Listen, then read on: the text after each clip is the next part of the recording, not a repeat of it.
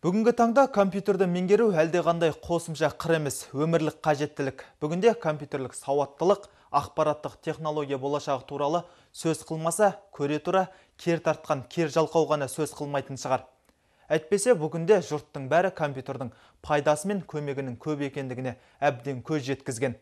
Ал өткен аптада мәселе басқа қырынан көтерілді. Мәжіліс депутаты Мұрат Әбенов мектептердің информатика пәнінің бағдарламасын сынға алды.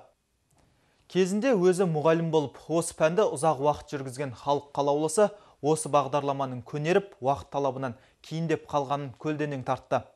7-ші сынып оқушыларына біз компьютерді қалай қосу керектігін үйретеміз. Ал қазір 1-ші сыныптағылардың өзі интернетке еркін енетінін ескерсе кетті, деді ол. Депутаттың сөзінің жаны бар екенін мойындамасқа лаж жоқ.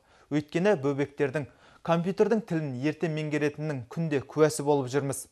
Апта хабарының тілшілері Ақмола облысының тұрғындары компьютерді қалай тізгіндеді деген мәселемен айналысып көрді. Тілші талқысы.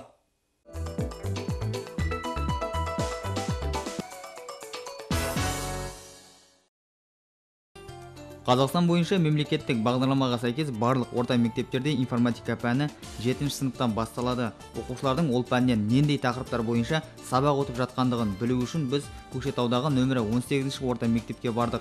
Халық қалаулысы Мұрат Әбенов атап өткендей, оқушылардың компьютерді меңгеру қабілеттілерінің жоғары екендігін мұғалімдер де айтуда. Стандартқа сәйкес информатика пәнін 7-ші сыныптан 11-ші сыныпқа дейін оқимыз.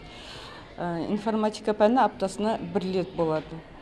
7-ші сыныпқа келгенде балаларға біз бастапқы үйрететініміз құралдармен пайдалануды. Қазіргі таңдағы балалар уже үйден үйреніп келеді, олар бәрін біледі. Мектепте осы тақырыпқа қатысты тағы бір ақпаратты естідік. Алдағы жаңа оқу жылынан бастап информатика пәнін оқыту 2 сыныпқа төмендетіледі екен. Жалпы информатика пәнін бастауыш сыныптардан да бастаған жөн деп ойлаймыз. Биыл жаңа оқу жылында енді бізде 5-ші сыныптан стандартқа сәйкес 5-ші сыныптан информатика пәнін енгізейін деп жатыр. Бұл өзгеріске сай мектепте сабақ берудің бағдарламасына да бірқатар толықтырулар енгізіледі. Соған сәйкес оқытушылардың білімін жетілдіру міндеті алға тартылуда. Облыстық білім қызметкерлерінің біліктілігін арттыру және қайта даярлау институты осы бағытта жұмыс жасайды. Мұнда жылына шамамен 3000 мұғалім біліктілігін арттырады. Енді жақын күндерде білім беру бағдарламасына сай компьютерлік оқытудың жаңа түрі қолданысқа енгізілмек. Оған дайындық жұмысы орталықта өткен жылы қолға алыныпты. Интернет пен компьютерлерді дамыту үшін байланысқа бізде былтырдан бері 2 ұстазымыз Алматы мен Астанада оқып келді. Биыл тағы да Алматыда 2 ұстазымыз теннис курсын оқытып жатыр. Содан кейін сәуір айдан бастап біз e-learning деген электронды оқуды дамытамыз. Олар келіп біздің Ақмола облысының ұстаздары да оқытады. Компьютерлік сауаттылықты арттыру барлық пән мұғалімдері үшін қажет. Сондықтан да институтқа келген тыңдаушылардың әрқайсысына компьютер көмегімен сабақ өткізудің тиімді әдістері үйретіледі. Мұның қажеттілігін олар айтуда. Қазіргі кезде оқушылар компьютермен жұмыс істегенді өте жақсы көреді.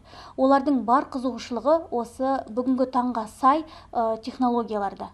Сондықтан, егер біз сабақта интерактивтік тақтаны немесе компьютерді қолданатын болсақ, олар үлкен қызығушылықпен тапсырмаларды орындап, компьютерден оқиды, ондағы аудио дыбыстарды жақсы сүйіспеншілікпен тыңдайды. Білім саласының жайы түсінікті. Енді қарапайым халықтың компьютерлік сауаттылық деңгейі қандай деген сауал туындайды. Бұл сұрақтың көтерілу себебіне де осы жайын тарқатсақ. Облыстық ішкі саясат басқармасы мониторинг бөлімінің дерегі бойынша тұрғындардың 26% компьютермен еш қиындықсыз жұмыс істей алады. Ал 32% енді үйреніп жатқандар. Ал компьютермен жұмыс жасауды білмейтіндер арасында сіз үйренгіңіз келе ме деген сұраққа респонденттердің 67% жоқ деп жауап беріпті. Енді осы азаматтарға компьютерді үйретудің маңыздылығына қатысты келесі деректерді ұсынамыз. Назар салыңыз. Қазірдің өзінде байланыс жүйелері түгелдерлік компьютер көмегімен іске асырылатын болған. Коммуналдық қызмет үшін төлемдерді қабылдау электрондық жүйе бойынша жұмыс істей бастағанына бірнеше жыл болды. Алдағы жақын болашақта мемлекеттік қызметтің 60%-ын электрондық түрде жүргізу көзделуде. Осы сынды өзгерістерді ескерер болсақ, компьютерлік білім алу әрқайсымызға қажет-ақ. Мақтаныш әрі үлгі ретінде мысал келтіріп кетер болсақ, аға буын өкілі 77 жастағы Көкшетау қалалық ардагерлер кеңесінің төрағасы Рүстем Шериязданов өз жұмысында жазу сызуға қатысты барлық шаруаны компьютер көмегімен атқарады. Білімін әлі де болса жетілдіруді көздейтін ақсақал мұның өте тиімді екендігіне қатысты пікірін көпшілікпен бөлісті. Егер мінекей жұмыс жасап жатырмыз, бұл өте сондай ыңғайлы да, және керек өзі пайдаланып басуы бар, сосын аны керекті мінекей мәліметтерді оны тауып алу бар. Оның бәрі сол үлкен көмек бізге. Бұның пайдасы мол. Соған пайдалануға тырысып жатырмыз. Біз өзі екі кісіміз бұнда істейтін штат бойынша екеумізде де сол екі компьютер бар. Керегін сол өзіміз басып, манаға қат жазайық или басқа да шақыратын адамдардың тізімдерінде оны басып, керек қандай не болса да соны өзіміз жазып осында басып алып отырамыз. Келесі кейіпкеріміз болашақта әскери салада қызмет еткісі келетін 5 жастағы Рамазан Убайдаев. Ол 3 жасынан бастап компьютерді үйренуге қызыққан екен. Қазір ағасының көмегімен баяу болса да еркін жазу жазатындай деңгейге жеткен.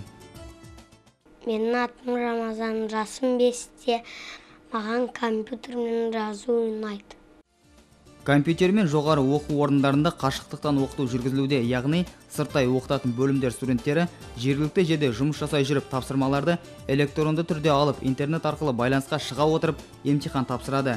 Демек, қоғамдық өмірдің қай саласын болмасын компьютерсіз елестету мүмкін емес бүгінде.